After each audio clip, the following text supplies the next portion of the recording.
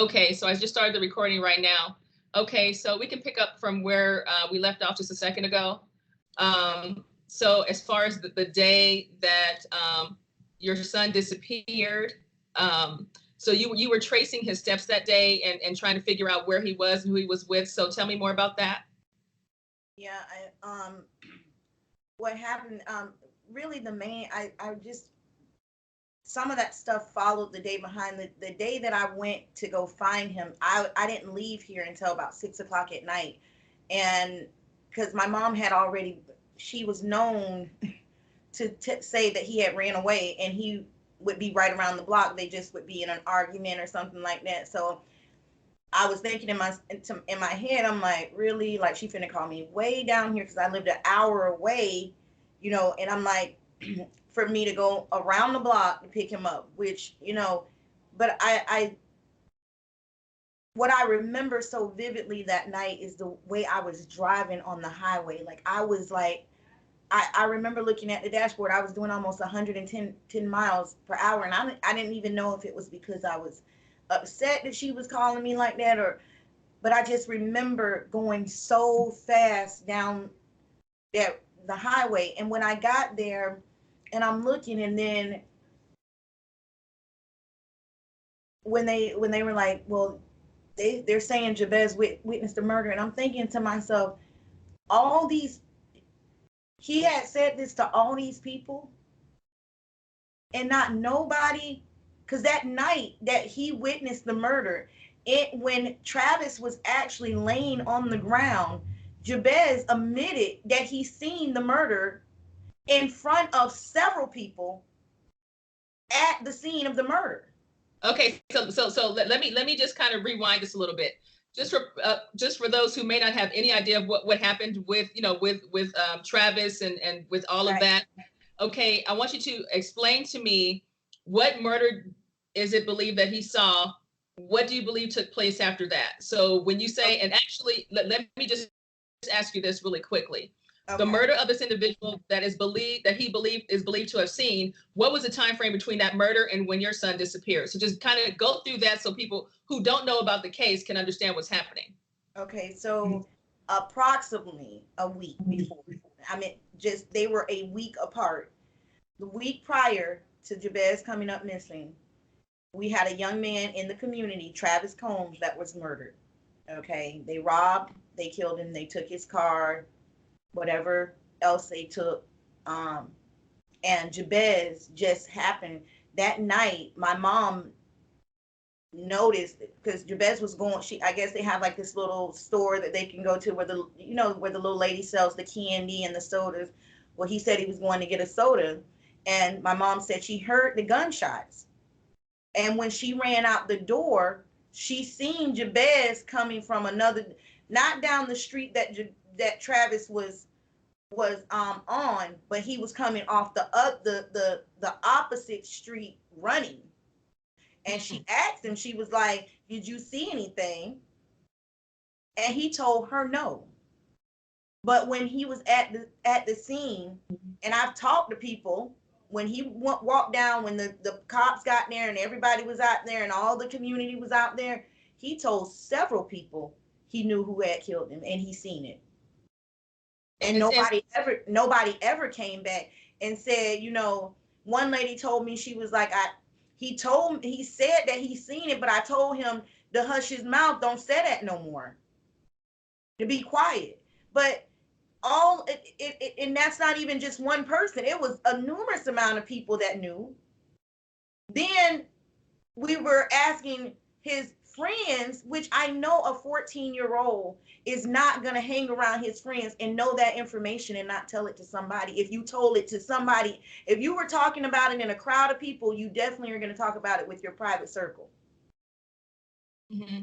And so just to be, go ahead. Yes, go ahead. No, you can go ahead. Okay, and just to be clear, did your son, was he ever involved in anything? Did he ever have any trouble with anyone? Is there any particular reason why someone would be targeting him aside from what you believe is the shooting situation? No. And like I said, I've did due diligent work on this case, and Everything that's here, everything is leading up to just one particular spot. It is no other leads to anything else. It leads to this particular moment when Travis was killed. And I think that, you know, they were in fear because Jabez was very close with Travis, because Travis is actually, my brother has kids with his cousin. So that's how he was down at the cookout that day. All of us know each other.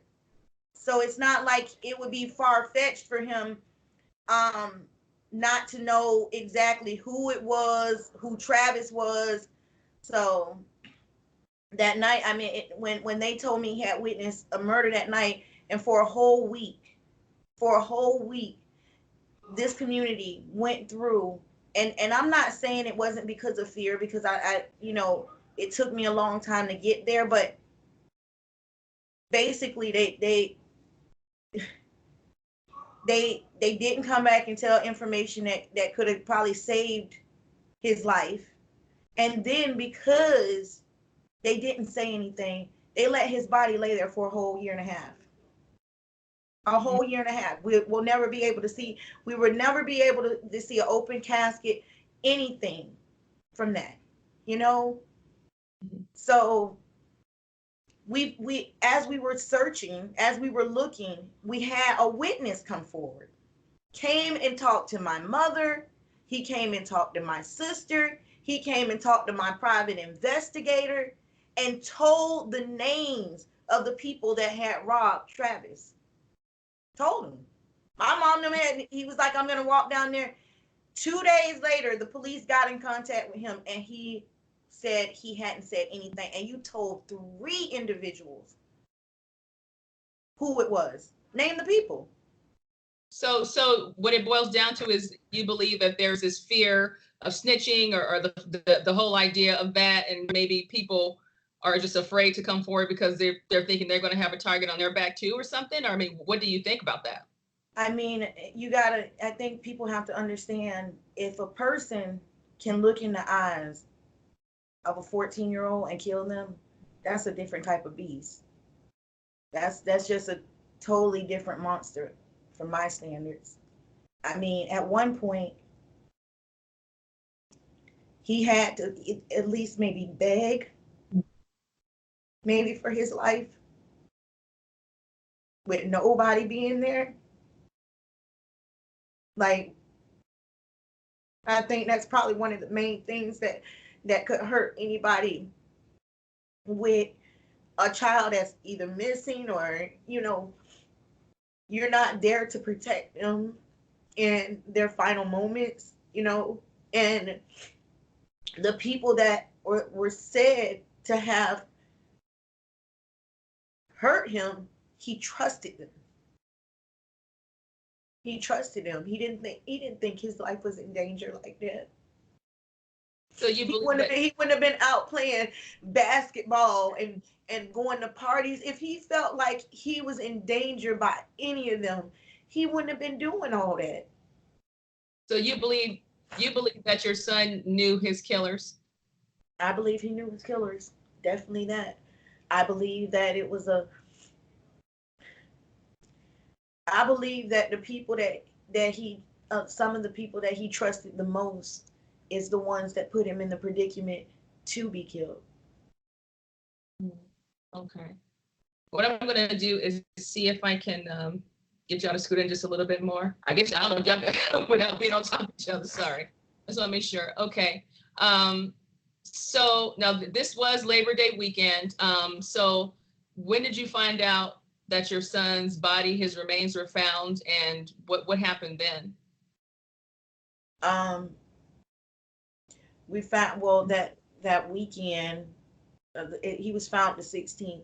I didn't find out until the 19th. But that weekend, I remember getting an odd call, and I was like, wow, that's odd. The question that was asked by the detective.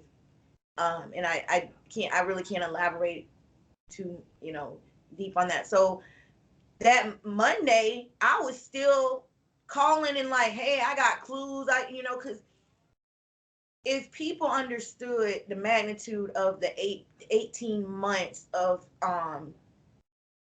searching for Jabez, it's unreal. You know, the turmoil that people take you through.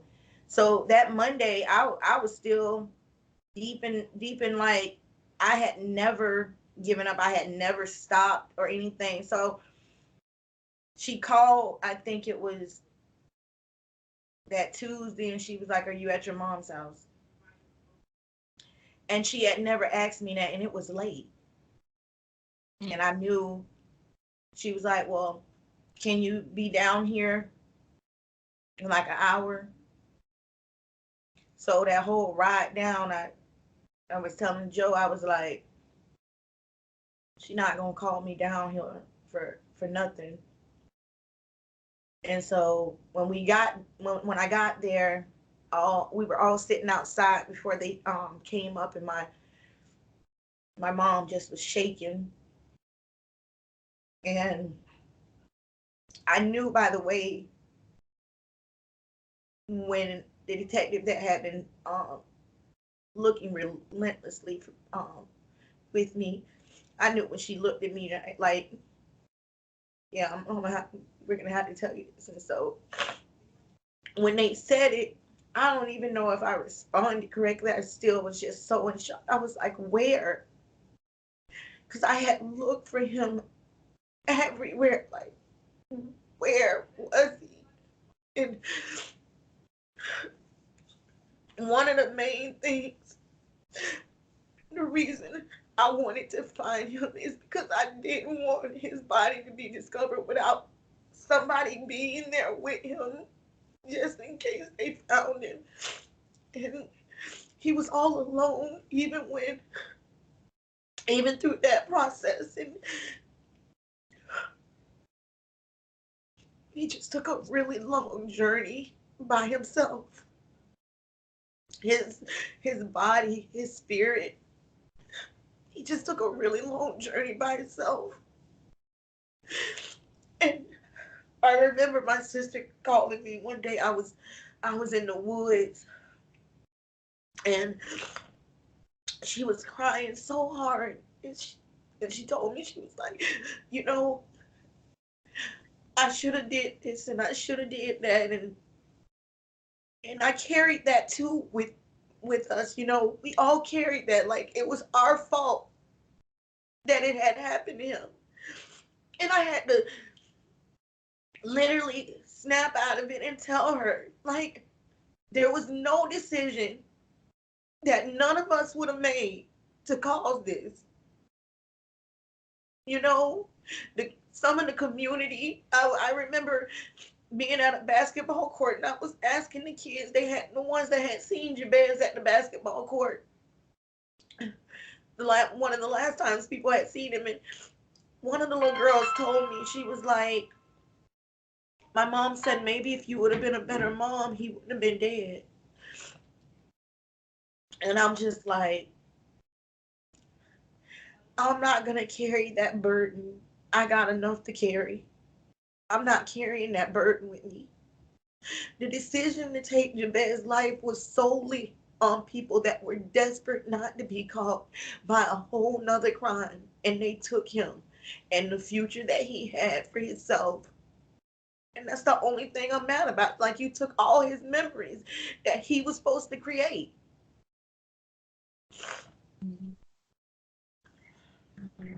So, as you know, when I was going through the whole situation, I was upset with God. I just wasn't feeling him. I didn't want to talk to him. I didn't want to be friends with him. And I grew up in the church. But I just could not reckon with myself. How could a God of a universe, creating the stars, all, why would you give a burden like this to somebody? Like, that's not any loving God that I would want to serve. But I was angry. I was very, very angry.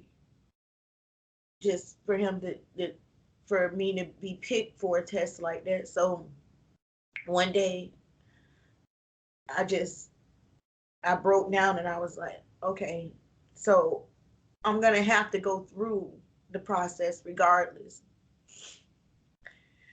If you have to take him like this, or if, because I knew at one point, just by being, I knew Jabez was gone a while ago. I could feel something missing inside of myself. You know what I'm saying? I just could feel it. It's almost like you're missing a lung, or I don't know how to explain it, but you know that something is gone. And I told God, I said, you know, if you're gonna give me this pain, at least give it some type of purpose. You know what I'm saying? So that's why, we created the Jabez Spann Foundation, because even though Jabez is considered a murder case, I could be upset about the murder, but the murder doesn't do as much to me as when he was missing. That's just it's a totally different element of pain that most people cannot understand. And it's torturing. And I talk to these women, I talk to these parents that have been missing their children for 9 and 10 years. I went to events where the one lady was missing her child since 1978. A void inside of her since 1978, and she still cried as though she lost that baby yesterday. People do not know the significance and the magnitude of the pain that comes with missing children. And I found mine, but what about the rest of these parents? What about the siblings? You know, what about all these children that have to go through? They don't even know how to process this. As adults, we don't know how to process it. So I'm gonna devote myself to keeping awareness, you know, in the forefront, prevention, recovery, resources, whatever we have to do. Jabez is going to help in a lot of different ways. We've put together workshops that we've did in front of educators. We're supposed to go back and do some more educators. We did for Mother's Day, we did a Mother's Day giveaway for missing children's moms, that, you know, just to let them know they're not forgotten, just to let them know that somebody else is thinking of them in that moment. Because when I was looking for Jabez, I went through all our resources, credit cards maxed out. I'm talking about, it was hard. I was literally on fumes looking for him. Quit my job because I couldn't sit there in an office. I'm looking at people giggling and kikiing around me, and I just want to cry because I don't know what's going on. I'm on the phone with the detectives like 24/7. Nobody can concentrate on a job like that. And people have to go, people don't understand that these people have to go on a regular basis with this on top of life. Life is already stressful, but on top of life, you have to have this enormous burden. And it's really not real to people until a story is told, until somebody's drawn in. But what I'm trying to tell people is that we can kind of prevent this also, but we also need to, for the people that are going through this, we need to let people know that there's other people there for them. So I'm hoping that through a story, through the pain that, you know, my family had to endure, that somebody else is touched, somebody else is given a chance to express themselves. I mean, this is becoming an epidemic. Sex trafficking is on the rise. We have organ harvesting. I mean, this is not going away. This is becoming a big business. And if people don't really open their eyes to it, it's not like we're losing a set of keys. We're losing whole human beings. That's a whole different ballpark. You wake up tomorrow and one of your kids are just disappeared out of your house. It doesn't, I guess it doesn't set well until it's hitting home, but it's hitting home to a lot of different places, especially minority communities, Mm-hmm. because they're not, nobody cares as much about, and I'm not throwing the race card. I'm this is from experience what I'm speaking from. Mm-hmm. There nobody's doing, Jabez was Jabez had a lot of exposure, and I thank God for that. But there's a lot of minority children that's not getting that exposure like that. I had, and I'm not gonna mention any names, but I had, it was two cases that happened while Jabez first came up missing. One was right in the same county we were in. This was a voluntary kidnapping. It really wasn't even a kidnapping. She went on her own. All over major news. I mean major news. And then I see this other college kid. She comes up missing. They did find her remains, but I'm looking at her on these major, and I'm also getting in contact with these major news companies, and I'm asking them, hey, can we do a story on this? And he didn't fit the criteria. He didn't fit the Wow. criteria. So what was the response when you approached them with Jabez's story? What happened? They said that they couldn't do it because my private investigator wouldn't talk, and he couldn't talk at that time because it was still an investigation going on, and he couldn't get on camera. So how did that make you feel? I just felt as though it doesn't have a geographic standpoint. It doesn't have, it's not like, it's not like a zip code type of thing or area code type of thing. When someone comes up missing, or when someone takes a child, they're not looking at whether or not your parents went to PTA or if your mom was in prison. They don't care about that.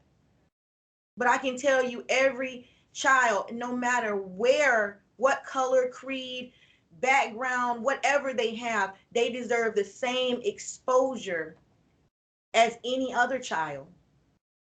So it was hard for me not to it was hard for me not to say the race thing a little bit, because both of those cases were not African American children, Mm-hmm. not melanated children, I would say. Okay. And I'm not saying they didn't deserve the exposure. I would never say anything like that. I'm just saying it should be equal across the board. There's just as many. I mean, Washington D.C. has an outpour of missing children right now, of melanated children, and we don't hear anything about them at all. It's a lot of people missing children right now, and because they don't have maybe the right resources or the right strings to pull, or maybe they don't know the person that know the person that know the person, their children that doesn't get exposed. That's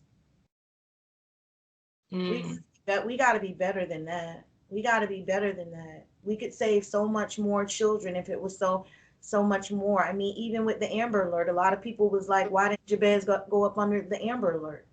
Because the Amber Alert is it has pretty strict rules, but because he was not under immediate danger, there was no need to, but the Amber Alert might have would have saved him, because it would have went into different places and made more people alert, and they might have seen something that, you know what I mean? And somebody might have seen something, say, hey, I seen this little boy, and so right now I'm on a mission. I know I can't save the world. We're merging with some human trafficking organizations. We're not going to stop. I don't care if I got to put just a dent in the mountain. That's fine with me, but I'm gonna keep pushing. And I would advise all other parents of missing children also, if this is something that hits your spirit, it's strength in numbers. It's strength in numbers. Um, So you know what? Let me ask you this. Okay, so I have a few questions. I want to make sure we get through them really quick. okay. And actually, what I really want to do is make sure this video is right. But I think you guys are close enough to where you should be good. Okay. Just get a little time to all right. There we go. Okay. There we go. Okay.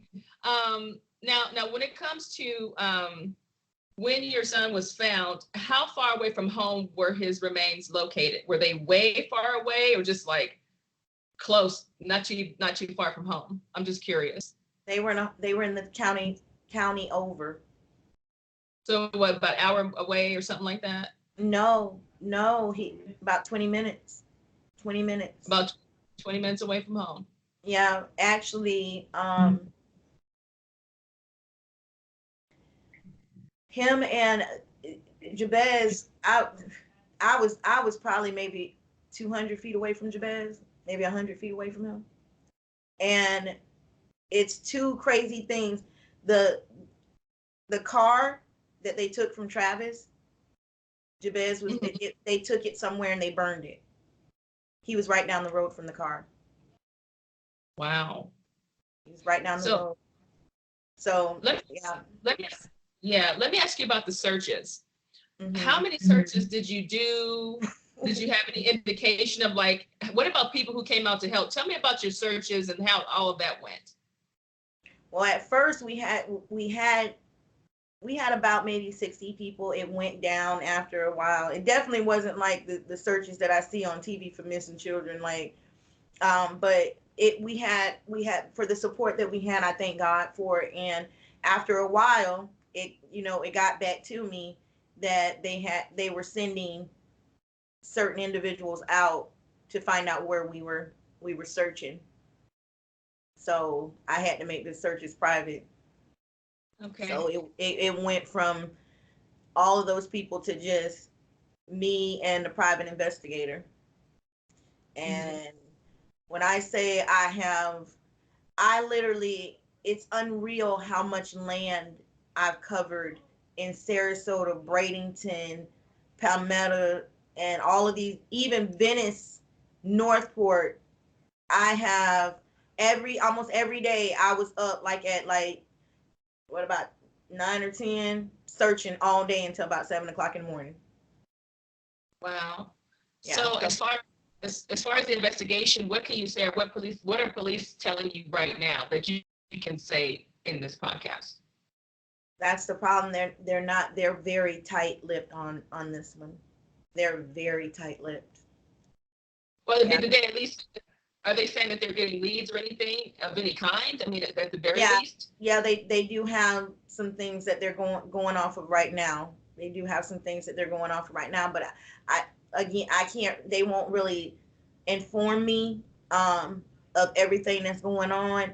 And in a sense, I'm okay with that, because I will say something about Sarasota County. When I say they made this case personal, I've literally seen emotion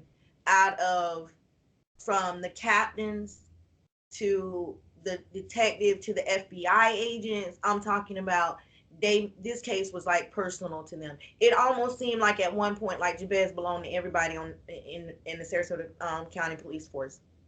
And I honestly, people like, I don't think the police did enough. I know how many people I had on my side when I was searching for my son. I know the community can say what they don't think was happening, but if you were involved, then you probably would have known what was going on. But since y'all separated yourself from me, it was only a couple resources that I had, and Sarasota Police Department was definitely one of them. So everybody's like trying to throw the blame. Oh, they wouldn't have did. Y'all, none of you guys are talking. Nobody's talking in the community. So How are you going to throw a bomb at the police when they trying to do the best they can without the resources that they should have from the community? Y'all should be, you guys should have been able to step in and help them with this case.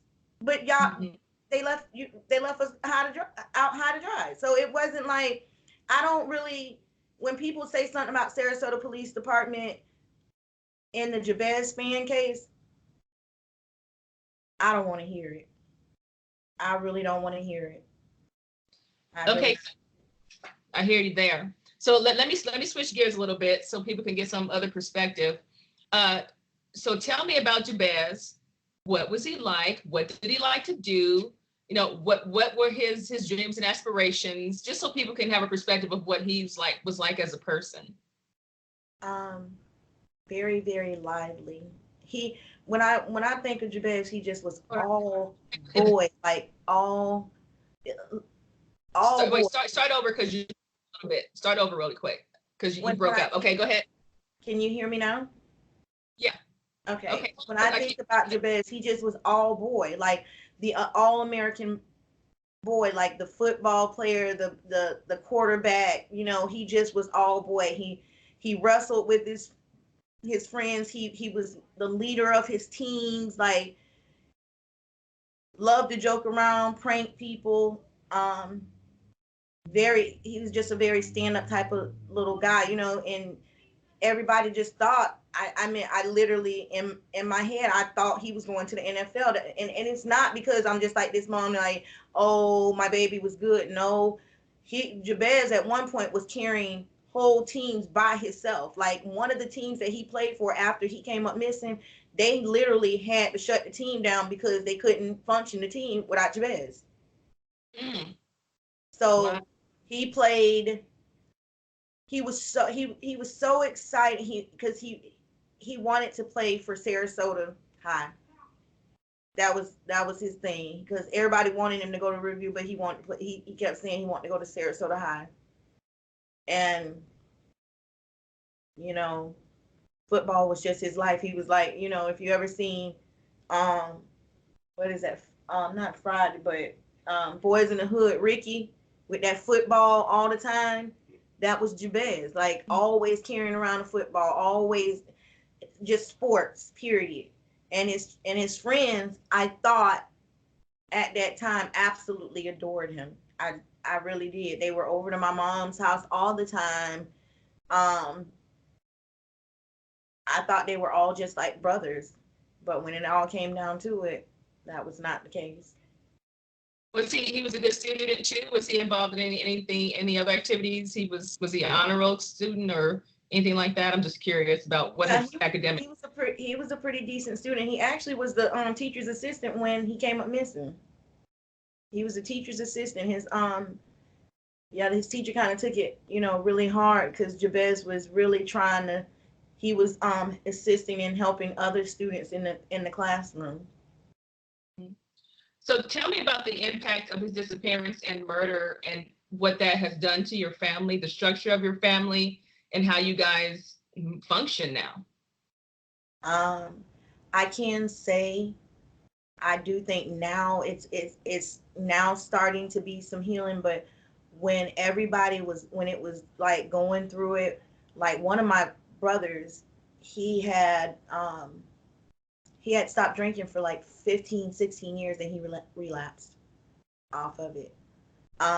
It just was a lot of turmoil. My sister was angry.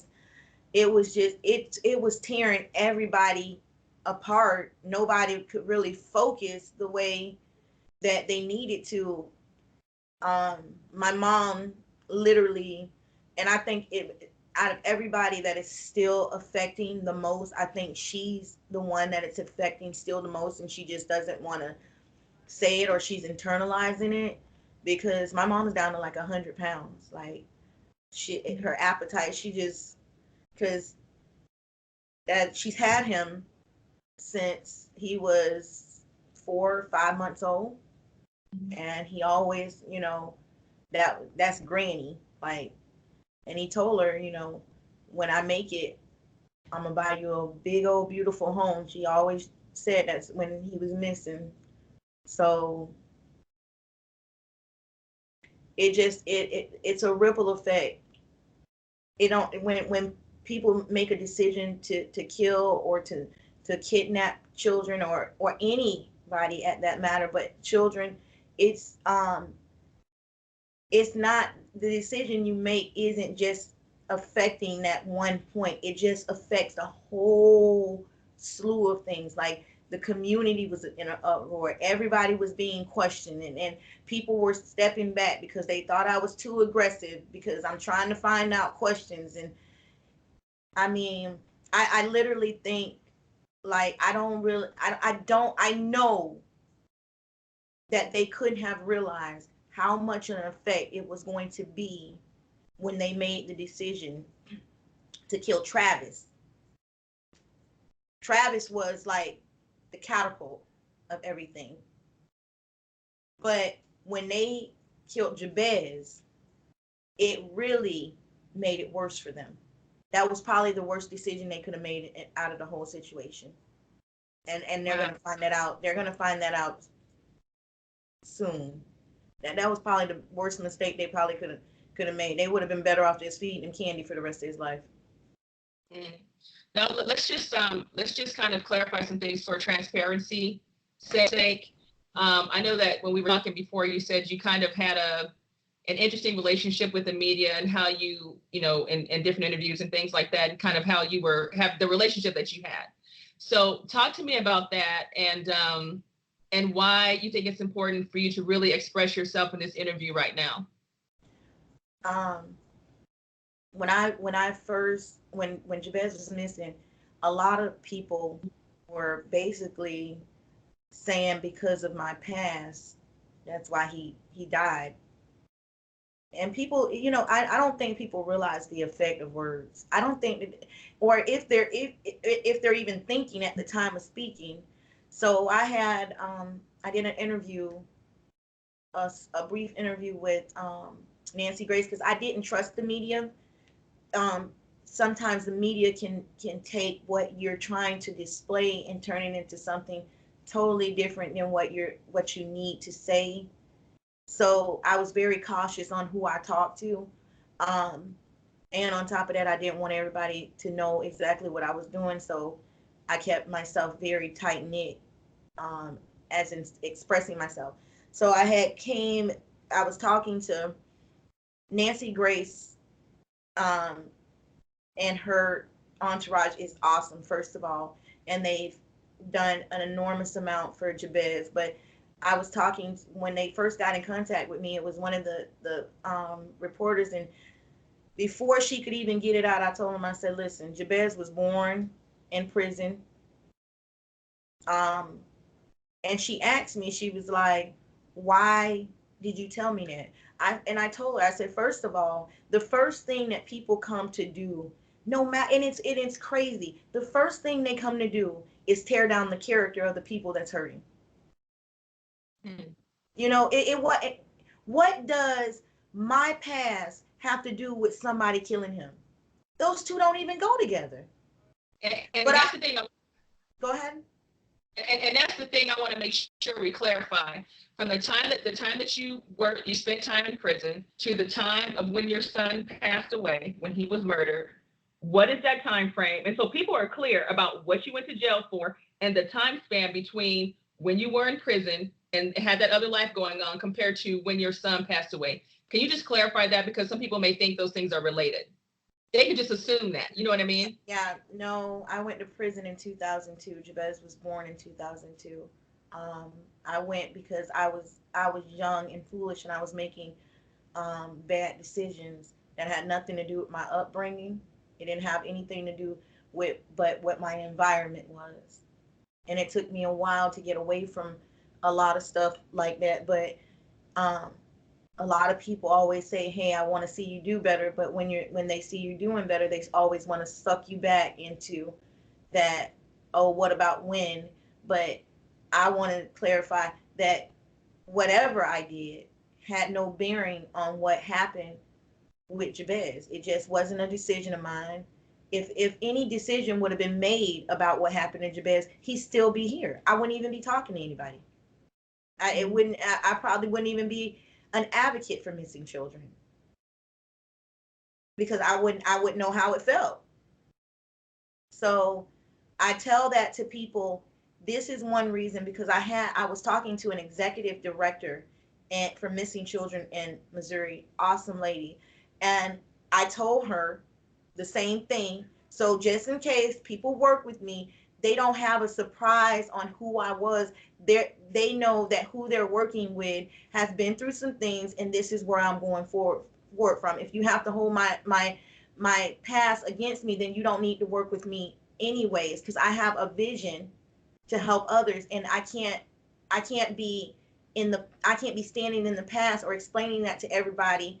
I can tell you what it is, and I can keep going forward. And she told me, she was like, one of the nonprofit organizations, they were, when their son went missing, he was like, we're in the PTA, and she mentioned that, and I was like, you don't have to be in the PTA. You don't have to be a soccer mom. You don't have to be in the choir for your child to come up missing. This is affecting all different types of people. It's not just one type of person it's affecting. You know what I'm saying? I'm still a mom. No matter what I went through in my life, it still hurts me to this day what has happened to Jabez. And that shouldn't have effect on what I've been through. It's like they turn it into, instead of me being the victim, I'm the person that should be taking the blame, and that's not right. That's not, and but I do understand through this whole process, I've dealing with different people and different mind frames. People are silly and they're ignorant sometimes, and they say things that they really don't realize that can really transform someone's life if they're not tough enough. Mm-hmm.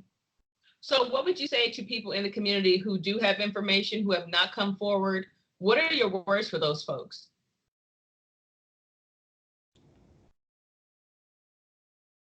If you think that there is a person out here that has killed one person and then came behind and killed another person, and the second one is a child, if you rather for that to run around the community than to not speak up, I would say that doesn't make sense. You have we got, as a community, and I didn't understand it, we got a responsibility of the children in our neighborhoods, and if you're teaching your children, oh, well, he shouldn't have been talking, or this is, it's all it is it's going to backfire. I'm waiting for this. I'm not waiting, but I'm almost for certain that I will be hearing about either another situation that has something to do with these people shortly. Because once they get a hope to that taste of blood, they think they're invincible right now. Mm-hmm. And if the community has anything to say or any information you're holding back, you're helping them to make themselves invincible. That's all I'm going to say on. And what's going to happen is somebody else's child is going to end up getting hurt, because Jabez was not in agreement to what they wanted to do. Mm-hmm. So if there's another child that's not in agreement with what they want to do, it's going to be just as easy, because now they feel like they know what to do and how to get rid of a child or any human being. So I've asked before.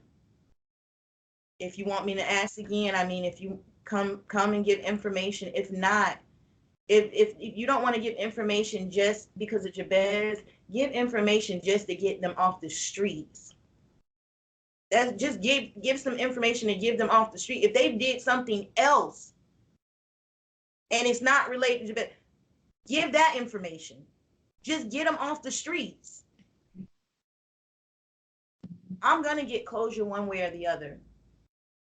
I know that it's not something that I've ever doubted. I'm gonna get closure, but I'm telling the community that you guys need to take them off the streets.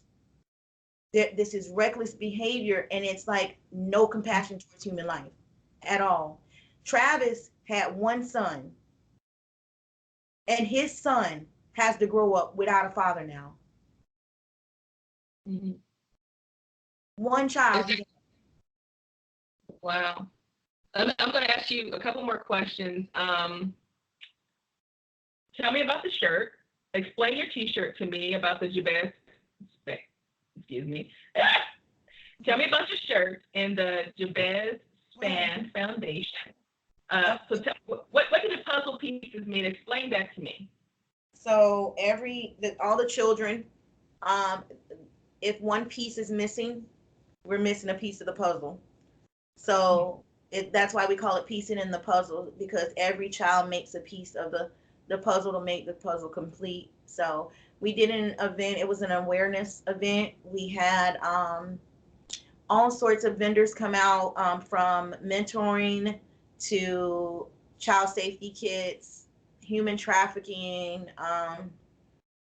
We just had a whole bunch of people come out, and we did dedications to all the fallen angels, anybody that was killed by not domestic, but violence in the community. We had a roll call for them, to honor them. We also had a mother come out that actually, while Jabez came up missing Labor Day, her son came up missing Memorial Day. Mm-hmm. And she came out to speak, and it was crazy because they found a body before a couple months before Jabez, and didn't even know it was her son until after Jabez was buried. So she came out and spoke. The piecing of the puzzle also goes with a workshop that we've put together and created. So the workshop actually tells the story of a couple other missing children that have made an impact on the missing children's community. Then we go into prevention on things that we can do, and we have a police or detective come out and from their standpoint tell them what they do for the community, just in case anybody comes up missing in there. So then we do a recovery. And the recovery is one of the major parts for me, because a lot of people don't realize that there has to be, at some point, even if your child is missing, everybody that goes through that needs to see some type of counseling, some type of help to process their feelings, to process what they're going through, and have someone to, effectively say, hey, it's okay, because you're angry, you're sad, and it's just a lot of different emotions. So we have that, and we also have a children's book called Where's My Brother?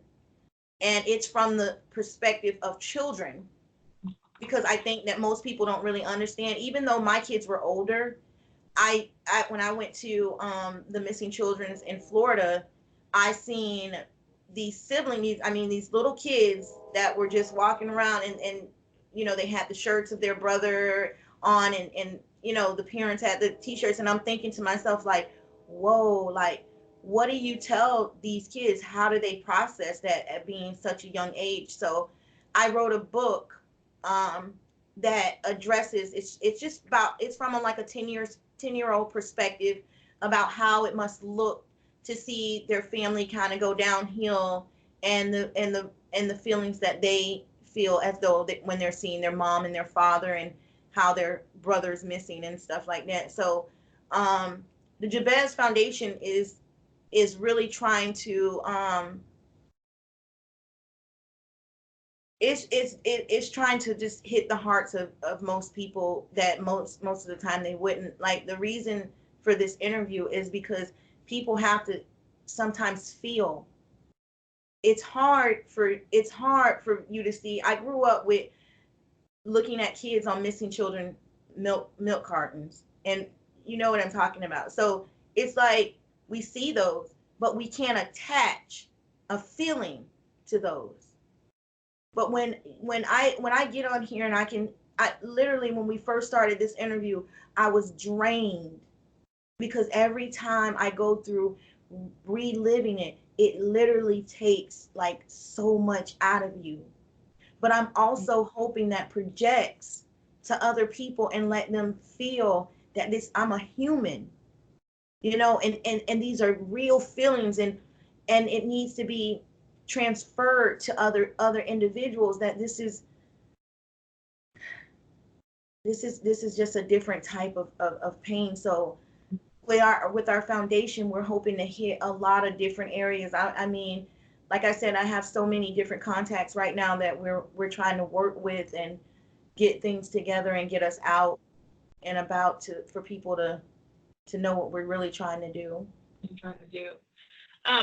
You know, as you've gone through this whole entire process of looking for your son and the investigation and the community and everything that has happened, is there anything that you would have done differently, that you wish you could have done differently?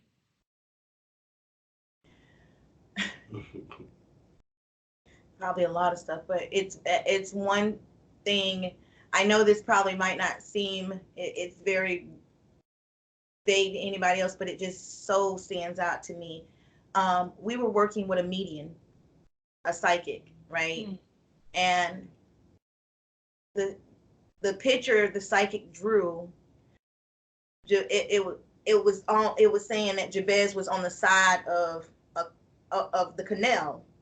So we were looking for Jabez we were trying to look for canals to find him on the side of this canal that they might have had buried in it or dumped him in or something.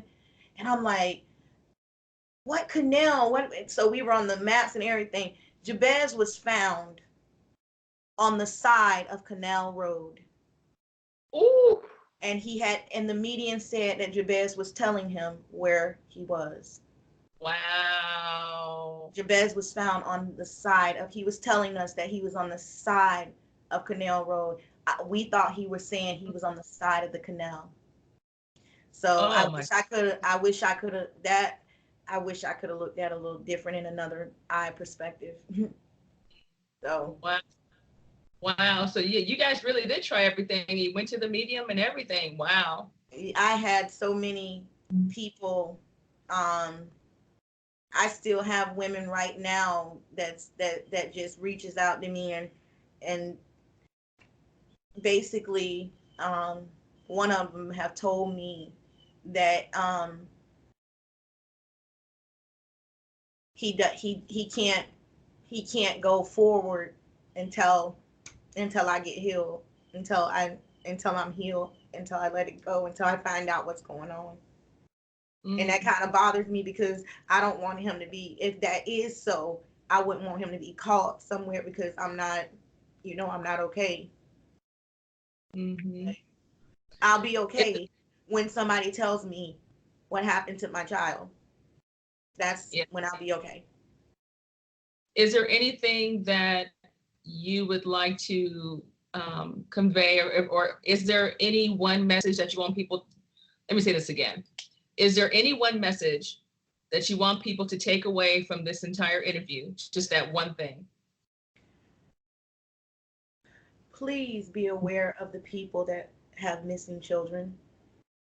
They suffer a whole different pain than most people. They walk around, and I can't express to you what pain it is, but I can tell you I've been there. And for them to go through that on a daily basis, we have to bring some type of light to that. We have to give them some type of an opening door, letting people know that they still exist and there's resources and there's people pushing for them, because it's such a lonely place to be in.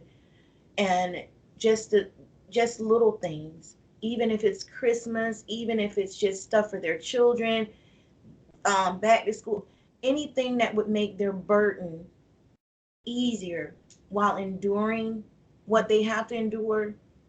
That's what we need to be focused on, and definitely focus on the victims of sex trafficking. Okay. Is there anything else that you would like to say, or that you didn't get a chance to say?